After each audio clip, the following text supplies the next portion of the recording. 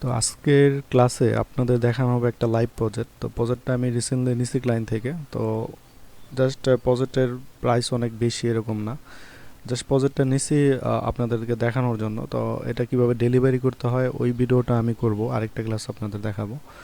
তো দেখেন, এখন যদি আমরা যাই এই ওয়েবসাইটটার মধ্যে আমরা কি দেখতে পাচ্ছি। তো ক্লায়েন্টের যদি বাজেট বেশি থাকে তাহলে আপনি চেষ্টা করবেন ম্যাক্সিমাম ফাংশনাল করার জন্য। তো ক্লায়েন্টের বাজেটই যে যদি কম থাকে তাহলে আপনি চেষ্টা করবেন ওইভাবে ওয়েবসাইটটা জাস্ট করে দেওয়ার জন্য। তো আমি আপনার সম্পূর্ণ প্রসেসটাই দেখাবো, তো বাজেটটা আমি বলতেছি না।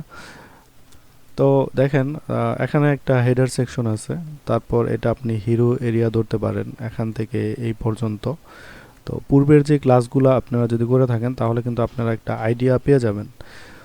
তো এখানে আমরা এই যে একটা কালার আছে ল্যান্ডের, তো তার এতটুকু হচ্ছে আমাদের হিরো এরিয়া। তারপর আমরা যাই, তারপর হচ্ছে এই সেকশনটা, এটা হচ্ছে একটা সেকশন। তো এই সেকশনের মধ্যে একটা জিনিস হচ্ছে এই যে এই যে ব্ল্যাক কালারটা আছে এটা কিন্তু আপনার লেফটে হবে, হ্যাঁ, ফুল উইথ এটা।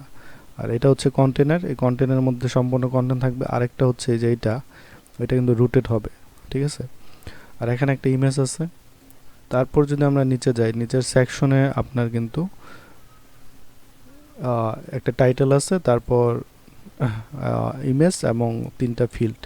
তো এখানে একটা জিনিস বোঝার হচ্ছে, তো এখানে যেই অ্যারিজোনা, তারপর এই তারপর টেক্সাস, এগুলো কিন্তু এক একটা ট্যাব, ঠিক আছে। তো ক্লায়েন্ট যদি বলে যে ট্যাব আকারে করে দিতে, আমরা ট্যাব আকারে করে দেব, কিন্তু ক্লায়েন্টের কাছে আমরা এক্সট্রা চার্জ করব, হ্যাঁ, এর জন্য।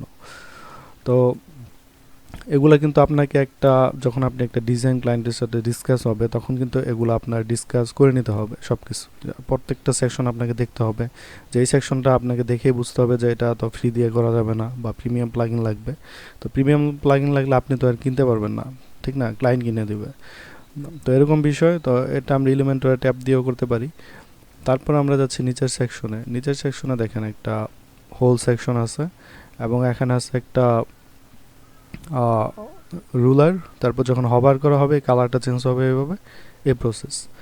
এবং নিচে এই প্রসেসটা হচ্ছে প্রসেস দ্যাট ইজ সিম্পল। তো এখানে এই যে একটা এটা দেখেন শাটার স্টক থেকে উনি ইমেজ নিছে, তো ইমেজটা কপিরাইট। তো যাই হোক, এটা আমাদের বিষয় না, ক্লায়েন্টটা বড় চেঞ্জ করে নেবে। তো এখানে হচ্ছে আরেকটা হচ্ছে আপনার এই কারেন্ট সিচুয়েশন, তো এগুলো সার্ভিস। তো আমরা এইভাবে করবো, এগুলো কোনো হোভার ইফেক্ট নাই আপাতত, যেরকম আছে আমরা এইভাবে করব। এবং লাস্টে হচ্ছে এই সেকশনটা। তো এই সেকশনের নিচে এই যে আপনার তিনটা যে কি বলে কার্ড আছে, তো এটা আমরা ব্যাকগ্রাউন্ড ইমেজ হিসেবে নেব, হ্যাঁ। আমরা সিএসএস দিয়ে এগুলো ঝামেলা করতে যাব না। সিএসএস দিলে দেখা যায় আমাদের এখানে তিনটা ডিপ নিতে হবে, ডিপ নিয়ে তারপর আপনার একটা নিচে আরেকটা দিতে হবে। যদি তিনটা ইমেজ হিসেবে নেওয়া যায় তাহলে আমরা ইমেজ হিসেবে নিব, এবং এগুলা আইকন দিয়ে, আইকন বক্স একটা উইজেট আছে ওইটাতে আমরা করে দেব, ঠিক আছে। তো এই প্রসেসটা আমি আপনাদের দেখাবো। আবার আমরা এটা ডিপ নিয়েও করতে পারি। তো পূর্বের ক্লাসে দেখানো হয়েছে যে আপনারা কিভাবে এই ডিপ এগুলো নিয়ে আলোচনা করা হয়েছে। আপনারা ওগুলো দেখলে আশা করি যদি ক্লাস করে থাকেন তাহলে বেটার। তো এখানে হচ্ছে I want to sell my land, তো রিসিভ মাই অর্ডার আবিজাবি, যাই হোক এই সেকশন আছে। তারপর পরের সেকশনটা দেখেন আচ্ছা এরকম। তো আমরা এই সম্পূর্ণ ওয়েবসাইটটা, তারপর আছে ফ্যাকিউ, তারপরে এই যে একটা স্লাইডার, তো এটা কিভাবে করব। এটা কিন্তু আপনার কাস্টম স্লাইডার, ঠিক আছে। তো এরকম স্লাইডার আপনাকে বানানো শিখতে হবে। তো আমরা ইচ্ছা করলে এটাও আমি আপনাদের দেখাবো যে কিভাবে করা যায়। তারপর আছে এই পাইলট আনলক।